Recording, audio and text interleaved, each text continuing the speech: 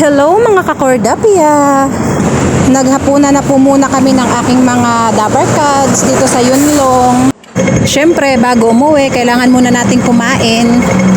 Pero pag uwi ko ngayon, wala naman yung mga amo ko, pwede naman din akong kumain sa bahay. Pero mostly talaga, hindi na ako kumakain pag umuwi ako galing day off.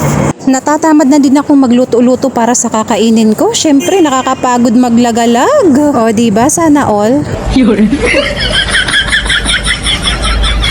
Para sa akin kasi, nahihiya ko pag uwi ko, nakakain pa ako. Minsan, tinitingnan ko na lang yung kusina kung may dapat linisin. Nagkukusa na kaagad ako na trabahuin yun. Hindi ko na hinihintay pa na utusan nila ako kasi syempre trabaho ko din naman yun at ako din naman ang gagawa nun. Syempre bilang isang kasambahay, hindi lang puro Disney princess. Kailangan din naman natin gawin ang ating mga trabaho at para maging malakas tayo sa ating mga amo. Ganun lang ang dapat nating gawing sikreto. Yun lamang po. Bye!